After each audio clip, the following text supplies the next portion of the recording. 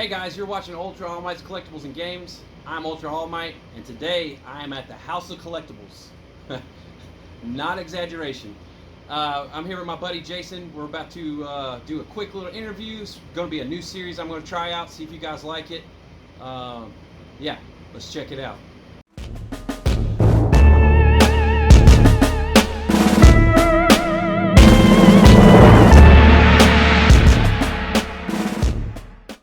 So, hey man, I appreciate you letting me come out here and see all this awesomeness. No problem. Go ahead and introduce yourself. My name is Jason. This is my son Jensen, and this is my place. Yeah, and it is a place, I'll tell you that.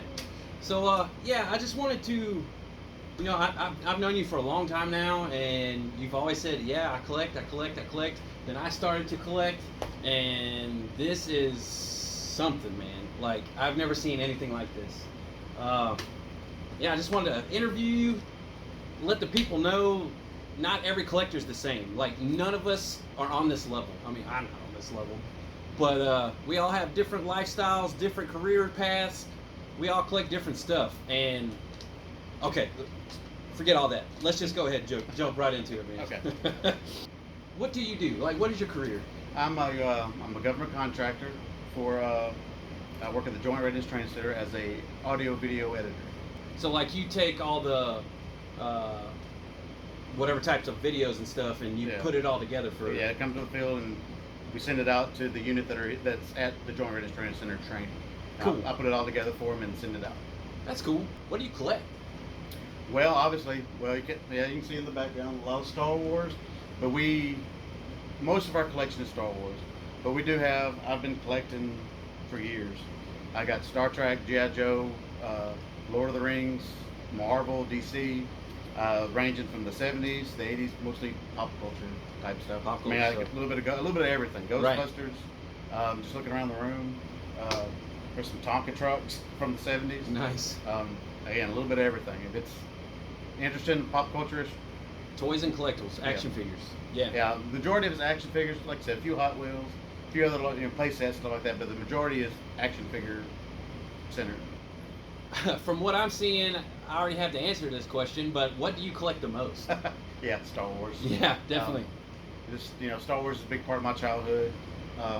Jensen and my other kids have always been into Star Wars. Right. So Star Wars is one of the most, I don't know how to say, available toys, and so we kind of, so that's kind of what we got into. Plus, we make a lot of dioramas. For Star Wars, because we know it, we watched it a lot. So Star Wars is number one in our collection mostly. Okay, so for people that don't know, like, what is a diorama? Like, it's any kind of miniature set. In our case, we make it with the 3 and 3/4 action figures.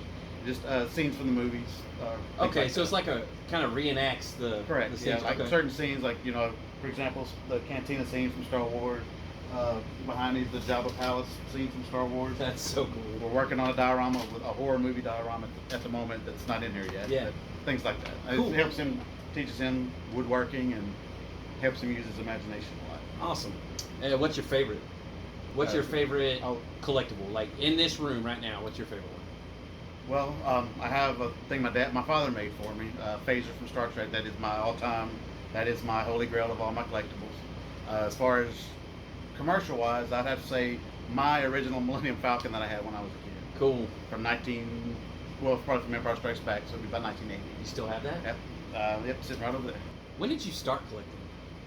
Well, like I said, I had the toys from the 70s that were mine. But technically, I was just play with them, and I hung on to them.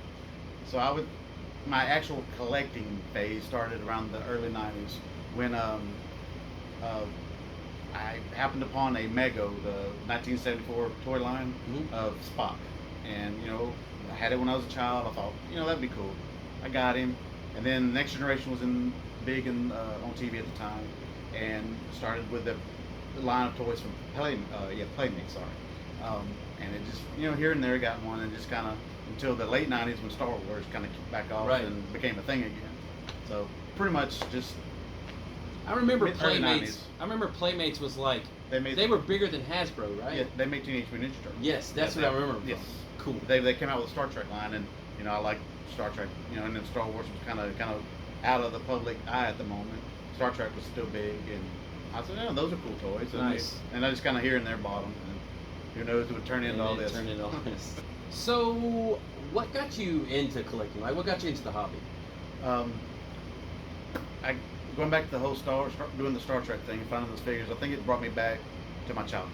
Like, that was the way I escaped. If anything was going on, parents had problems or whatever, Right. I would go into my little action figure world and Right. play with Star Wars toys and Star Trek toys. Yeah. And I think that was just the nostalgia of that when That's I saw a those big Star Trek word. figures on the shelf, and like, that's cool. I wouldn't mind doing that, and then doing it. And then of course, kids came along. Yeah. And they got into it, and that fueled it to, oh, this is fun for the kids, and Pumped it to another level. way another level. Yeah. I see you have basically everything that's ever been issued out to Kmart and Walmart. Yeah. When do you pass? Like, when do you see a collectible and you're like, ooh, I really want it? Pass. Well, obviously price is an issue. Okay. But the problem with collecting, I think, is a lot of people that maybe aren't into collecting as much, they think they have something really. Oh, I have something in Star Trek, Star Wars, so it's valuable. That's when you have to, I know what I want to spend, Mm-hmm. I know what I'm able to spend, and what I'm willing to spend. So that's usually the cutoff for me. If I want to spend X amount and they're asking X amount, Yeah. that's when I'm like, well, no, if that's what you're going, I'm sorry, Right. gotta pass. Yeah. And it's not that, it's important, but it's not that important. Right, for sure. With that money, I can buy other stuff. Like food, Yeah, food, clothes for this one. Yeah. So you've been collecting a long time. What is your absolute favorite moment? Like your favorite memory, best experience you ever had? What do you think that is? You want to take that? Building dioramas. He got it. Building dioramas with him. Out of all my kids that were into collecting, Jensen has been the one that's really been into creating the dioramas. Right. I mean, and it takes a lot of work because it's miniatures. Right. And teaching him the woodworking skills. He's already got the imagination because he loves Legos, so he's perfect at it. Right. And I wouldn't trade that. That's my most prized memory out of all of it. Right. It's buying stuff to make the dioramas out of with him. That's cool. What do you think your collection is like worth, Yeah. dollar wise? I mean, I don't think I could. Yeah, I think you just nailed it. Yeah. Retail wise, it's thousands. Right. Because early '90s, and plus my vintage stuff that I already had. Toys have always been expensive. Right. It really Correct. has. That's why, as a kid, especially in the '70s, growing up, it was just Christmas and your birthday. Yep. That was it. There was no toys in between. Yep. But I have thousands of dollars worth of stuff from retail, and there are a few things. If you look around the room, I could point out that's worth a little bit more on the market now. Mhm. Like Blue Snaggletooth. I have the variants that are, that one little variant that makes them a couple dollars more. Right. I have several of those, but to put a monetary value on a man, it would take me weeks and weeks and weeks Right, and weeks. right. Because as of right now, we have no plan to resell. So I stopped keeping track of the collector's work of it. So do they? I remember seeing something like Wizard magazine. They don't do Wizard. that anymore. I know that they do on their website as far Okay. as I know, but they used to have a monthly magazine where they would give out the most popular price guides, like for Star Trek, Star Wars, G.I. Joe, things like that. Yeah. But I think they probably just the volume of them. Sure, volume just got to where they couldn't keep up. Probably now the best way to judge it would be like eBay sales. But yeah, Like, eBay, then you minus what's on eBay usually. That's how I kind of gauge if I see an item for sale somewhere, I don't have anything handy. I look up on eBay, find out what they're asking for. Usually it's a little bit cheaper than what the collector's value is. Cool. That's a good way to just kind of wing Gauge, Yeah, yeah. gauge. Have you ever had a bad experience during this whole collection? The only negative thing I can think about is when I first started. You remember, like I said earlier about the Mego or Mego, however you want to pronounce it, Spock action figure. When I saw that one in a specialty shop, I'm like, that brings me back. I gotta have that. That would be cool to have. I didn't buy it. I traded some of my old Star Wars toys for it. Now at the time, Star Wars was not in things. It wasn't white hot. Not like it is now. Episode 1 we didn't even know about Episode 1 coming out in a few years. So I traded. Now the guy probably knew exactly what he was doing because he was that was what he did. Mhm. And he probably knew Star Wars was coming back or whatever. because he fleeced me pretty good. Nice. I got rid of a lot of my Star Wars for that one spot because Star Trek was still Right. popular at the time, and Yeah. I really wanted that Mego figure. Hey, And you got it though. I got it. I sacrificed probably hundreds of dollars worth of Ooh, Star Wars toys. no good. That man. would be the only bad experience that I can think of. That looking back, hindsight. That Yeah. was like, ooh, yeah, I kind of got. Yeah. on that one. So how about we go ahead and start looking around and all this stuff. Okay.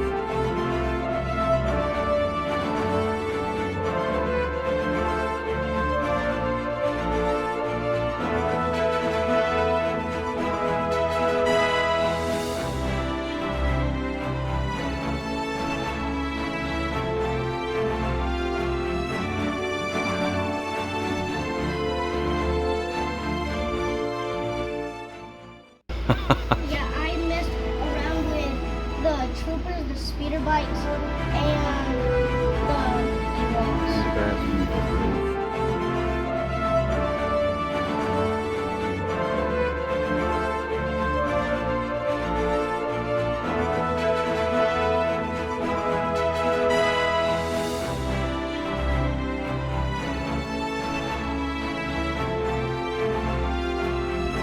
And it just goes on and on and on for days.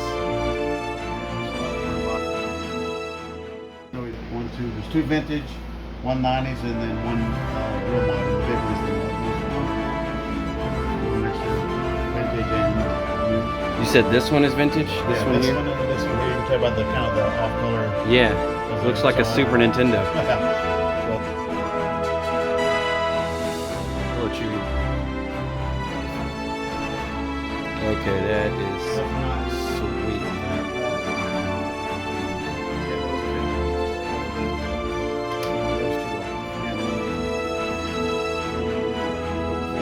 This Luke's not dressed.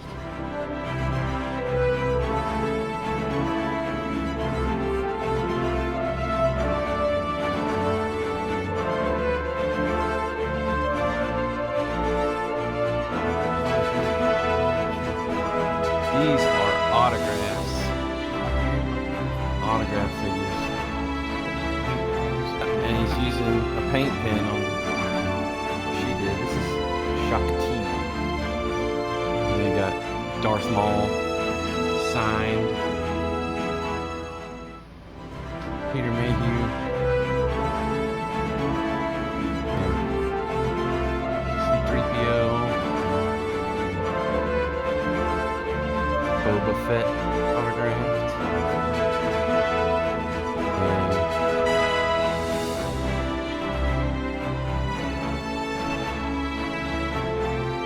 And we don't want people to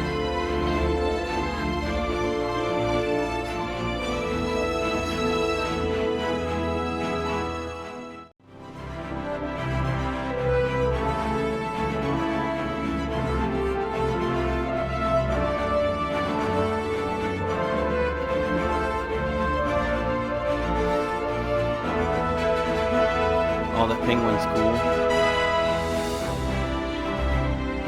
Hey, I know that. That Batman Pez. Nice. The Yoda with the snake around his neck. Wow. You're one pop.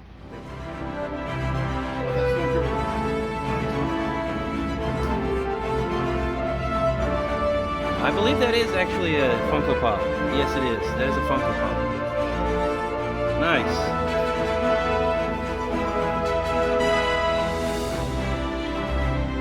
Even has a trench built.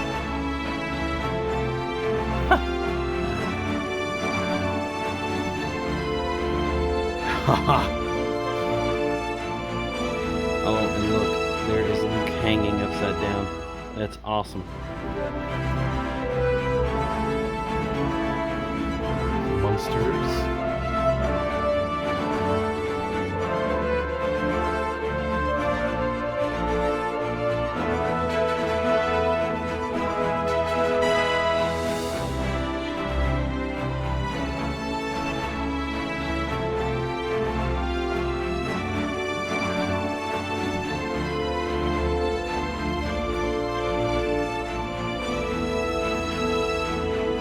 Quest, Forma, Galactica, Imperious Leader. Holy smokes.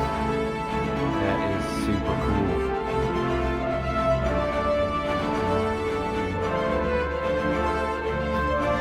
Wow. Wow. It started just before the Funko Classic. And then these came out. They're not all complete. Right.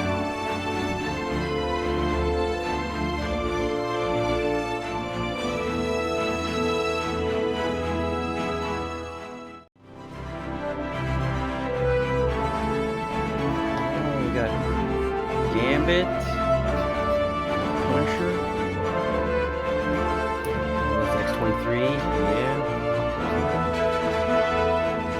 That's neat.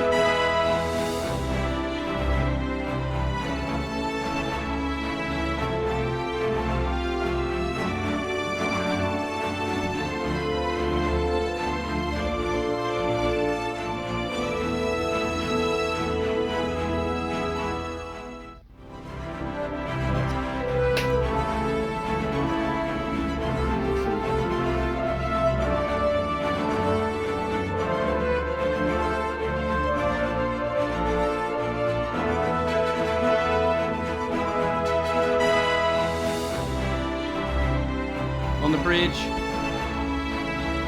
yeah, the bridge 26%. That is stinking cool, man. Yeah, that was my. Okay, well, they came out with this. This was my favorite toy as a kid. Not this particular one, but a model just like this. You could put little discs in here somewhere and shine it on the wall, and it would like be the Enterprise or whatever. Mm-hmm. Eventually, it's cheap plastic. It broke on me. And I mean, I probably cried for days because I was Right. 5 years old. So my dad, being awesome, went found a piece of driftwood and made me this as a replacement. Now that I had for about 3 or 4 years as a kid. Right. This I've had since I was about 5 years old. That is And awesome. it still works. Put me a little stun and kill switch, little diode. And then you can have this without the communicator. So I have a piece of board. He made me a communicator. Again, and I still have it. That is too cool. This is my most prized possession out of all my toys. As you guys can see, this dude has a ton, and this is by far the coolest thing I've ever seen, Jason. Appreciate it. Seriously. It's still a work in progress. One of these days, Funko Pops probably won't ever get on this level for me, but maybe one day I will find a collectible and just decorate a house with it. Well, thank you so much for letting me interview you, man. Like, seriously, I got you something, though. Okay, cool. So, yeah, you said you had just the one Funko Pop. Well, Funko Pops are my thing, so I actually got you a glow-in-the-dark Darth Vader. Awesome. That is awesome. Check that out. That's cool. It's a Target exclusive too. Yes, That is awesome. from Target. It came out a couple months ago, so it's fairly new, but That's awesome. That's yeah. going on our. Let's show it. Yeah, the glow-in-the-dark Darth Vader from Target. Well, that is awesome. Yeah, I no appreciate problem, it. brother. Thanks a lot. Hold it. I expect it to be on a diorama or down there with your. Oh, it's going right on the shelf right now. Heck yeah. We can make a pop scene where they're just sitting there and Darth Vader just sneaks up behind them. Boom. It's the imagination. That's what it's He's about. got it. All right, guys. Well, I appreciate you guys watching. If you like what you saw, leave me a comment down below. I got a couple of more interviews already lined up, but I'm not committing to it unless you guys love this. So, I mean, I love it. I'll do it. But I want you guys to love it. That's what this is for. yeah, down the pipeline, I have a soldier in the U.S. Army. He's a collector, or I'm gonna try to hit him up. I have a voice actor from an anime voice actor. Yeah, he collects. We're gonna knock him out. Not physically. I mean, his character could probably beat me up in his anime. Anyways, yeah. So I'm excited to start this series. I hope you guys liked it. Like, subscribe, all that good stuff, and as usual, catch you on the flip side.